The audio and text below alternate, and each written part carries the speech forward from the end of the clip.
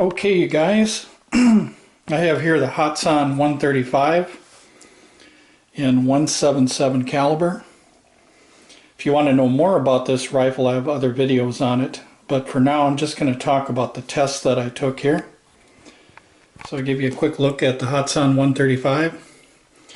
Very powerful Magnum spring air rifle, and when I mean Magnum, I mean that even the heavy pellets are coming out of this thing really fast. So this is a 22 to 25 foot-pound air rifle, which puts it in the Magnum category, whereas others hover around 15 to like 17, 18 foot-pounds.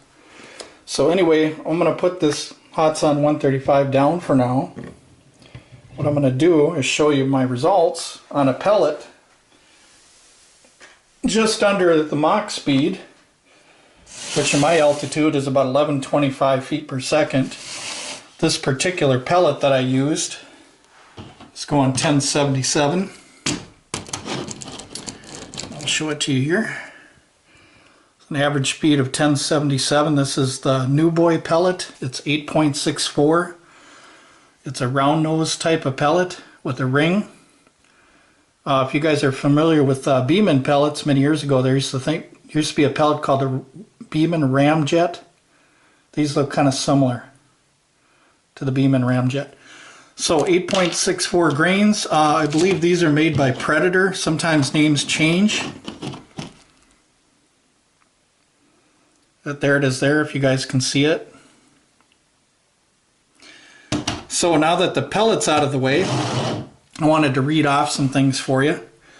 This is at 15 yards. It's the Hatsan 135. And we're taking 10 shots. We're not necessarily sighting it in. We're just trying to see where the 10 shots are going. And if you look at the group right here, if you took all the 10 shots, it's within 1 inch.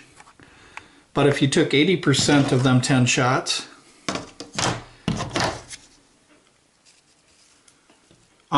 it's about 3/4 center to center.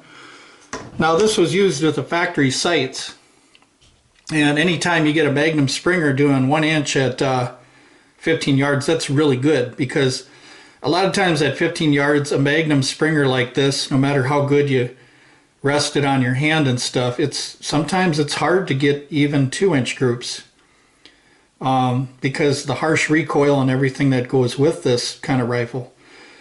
But it's a serious hunting rifle out to about maybe 30 yards or something like that for accuracy. You can still get some accuracy out of it even though it's a harsh recoiling Springer. Or if you scope it up. If you do scope it up, you want to make sure you have a one-piece clamp like BKL, and you want to make sure there's at least 4 bolt side bolts on it for the mount. Anyway, I'll read this off to you. So the pellet is going 1077 feet per second. The rifle's Hatsan 135, open sights, 8.64 grain pellet. The name again is New Boy Match Dome. Energy foot-pounds at muzzle is 22.26 foot-pounds. So you can see the group here. Now when it comes time to sighting in the rifle, all you would have to do is move this group up here. So you drift everything so that it fits within here. But instead of 15 yards, you might want to do, say, like 20. Another thing I wanted to tell you is if we're getting 1 inch at 15 yards, given ideal conditions, if you double the distance, you have 30 yards. So when you double the distance, you double the group size. So we can expect 2-inch groups at 30 yards, and the pellet will be doing, according to the ballistic coefficient of 0.025, the pellet at 30 yards is doing 926 with 16.45 for energy foot-pounds. At 50 yards, it's doing 838 with 13.48 foot-pounds of energy. And we're thinking that if our calculations are right, it's about 3 to 3.5 inch groupings. Now this is 10 shots now. This isn't just a lucky 3 shots. This is a really good group, 10 shots. So 3.5 inches, say like at 50 yards, so we can tell that within the 30 to 50 yard range would be ideal for one-shot kills on squirrels. Rabbits, you can probably take it out to 50 yards or more because there's more of a kill zone on a rabbit. But that's just my opinion. And then at 75 yards, you see here, the pellet is still going 740 feet per second, 10.51 foot-pounds of energy. So at 75 yards, it's got more energy foot-pounds than a Daisy 880 pumped up 10 times, which is about, I'd say anywhere between 7 to 9 foot-pounds, depending on what pellet used. So it's very serious. You can tell here, it's got the same muzzle or more, maybe at 80 yards, than a Daisy 880. So that's pretty impressive for an air rifle to have that kind of power. So not only this chart here, but I did a couple other tests for you guys. You guys love the can test and the wood test. So there was an idea I told you guys online about sawing your boards, your 2x4s. And this is the result right here. For instance, this is one of my best penetration pellets for wood. It's a 15 grain sniper pellet made by H&N. The Hatsan 135 pushed it 1¼ inches. You can see how thick that board is. That's a lot of board there for that Hatsan 135 to get through. So that just goes to show you how powerful air rifles are. So let me show you the test I did on this pellet, which was a softer pellet, so you can't expect it to go in real deep into wood when it's soft, but it'll still get pretty far in there. So as you can see, what I did in the garage is I sawed it, so it's missing 1/8 of an inch right there. Tried to get as close as I could to the pellet. But I took this side for the sample because I thought it was the best sample to take, because that's where the lead is, whereas on this side the lead isn't there. But if you measure both of them, they both measure out to be 1 inch. So every slash I got there is 1/4 inch. So 8.64 grain pellet. This is a softer pellet. 1177 feet per second, 22.26 foot-pounds of energy. And let's compare that to the 15 grain. Now the 15 grain, the ballistic coefficient is much higher on this one, so don't kid yourself about the heavy pellets. This one went in 1¼ inches, so it went in further. But not only that, the energy foot-pounds of this one at longer ranges is going to be more. The only problem is it's going to have drop because it's got a lower velocity. So that you'll have to consider with your mil-dot reticle or whatever. But yeah, for 25 yards, maybe the 15 grain, and then for longer ranges, maybe this right here. So we're just under Mach speed, so we don't have that loud report, from breaking the sound barrier. But at the same time, we get a fast-moving pellet that is totally destructive at 1177 feet per second, and to go with it, for a Magnum Springer, anytime you get under 2 inches at 15 yards, that's good for a Magnum spring air rifle. These are not made for accuracy, they're made for hunting, mostly. But not only that, you have to realize that these are big, massive guns, and they have a very harsh recoiling spring in there. And you get a lot of movement and stuff like that. So even though the rifling in the barrel might produce accuracy, you got that harsh recoil to deal with. The double recoil, but not only that, the side recoil of the spring twanging. So the spring actually goes like this too. So you got 3 different types of recoils going on there, which makes it harder to get more accurate groups. And that just makes sense because the lower recoiling spring air rifles usually get better groups. So let's put away this wood here, and let's move to the can test with the clay. And this is just a simulation somebody wanted me to do where you take the can, and the can is kind of like a light hide of like a squirrel or something. So there's the entrance hole. It didn't come through the other side, but here's the clay that it went into. I put the clay inside the can, So this is what it looks like. It hit the can and then turned into a 50 caliber. Yeah, half inch. Turned into a 50 caliber when it hit the clay right here. See right there? 0.500 half inch or 50 cal, whatever you want to call it. And the pellet went completely mushroomed out, even though it's not hollow point. Let's see here if I can. I'm actually holding the camera too, so I gotta try to angle this just right. So what we got here, let's see, after it went through the can, there's the penetration right there, about exactly 1.5 inches of penetration into the clay. And we can see no separation, maybe just a little piece there. But here's the ending result of the pellet right here. You can see it mushroomed out.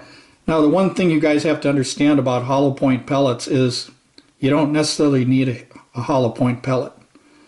Round nose pellets will mushroom out if given enough speed like this one did, and it did mushroom out quite a bit.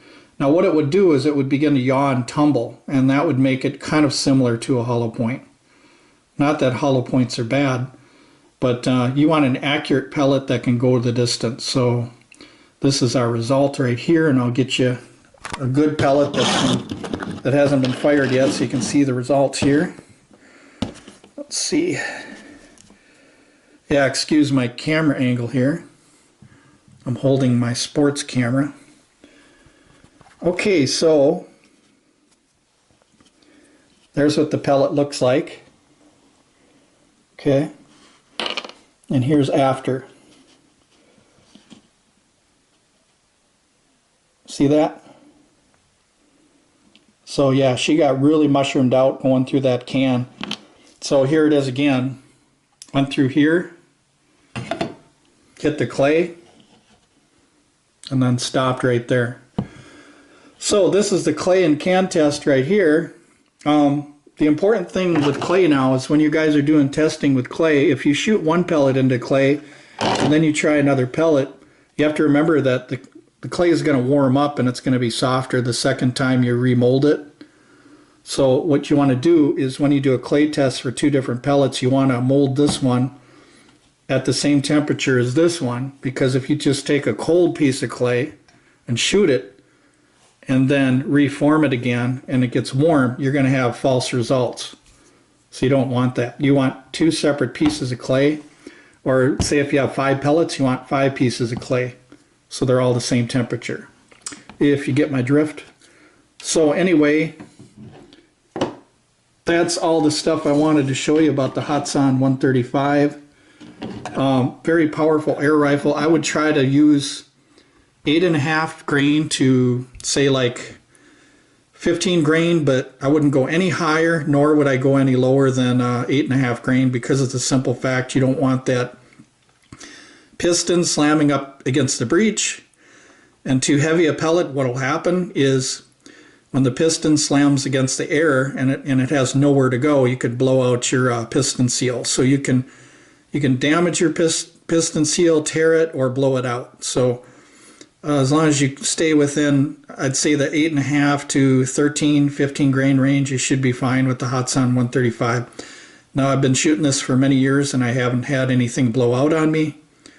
If something did blow, it would show up on your Crony results, because whenever your standard deviation gets really bad, say like 20 or 30 between each shot, then you know something's wrong. Either it's the pellet or you got some piston problems going on, piston seal. So that's how you can tell the internals of an air rifle sometimes is if you take your best pellet that's the most consistent as far as having the lowest standard deviation, and you find that that pellet has now changed and the deviation is getting double or triple, then you've got possibly a problem with the piston seal and you've blown it out. So, and it blows out, it doesn't blow out always all right at the same time. Sometimes the piston seal has little tiny damage, and then the damage gets more and more the more you use the air gun. So anyway, there's the pellet. And once again, I'll show you guys the tin. Now, the good thing about these New Boy pellets is you can get these for $5 because they sell you less of them so you can afford them. So you get less pellets, but the price is lower too. So you don't have to buy 500 pellets, you know what I mean? So this here is, it says Skenko, but the thing is that there's a lot of companies that switched hands quite a bit, like Predator, Skenko, and so when you get a pellet or something, over the years it'll change companies or it'll have a different name. But with some pellets like these, they're always like the same pellet. Now this is kind of like the Ramjet except for the fins, you know, on the side of the pellet here. Other than that, it's similar to like the Ramjet, just more like a newer version, I think. Or you guys in England, it would be called the Field, just simply Field. They abbreviate everything real short in England. So they just call it the Field pellet, and basically it's the round point with that ring, the Bisleys or whatever brand they're using. But anyway, yeah, thanks for watching the video, you guys. Appreciate it. If you have any questions about this rifle, let me know.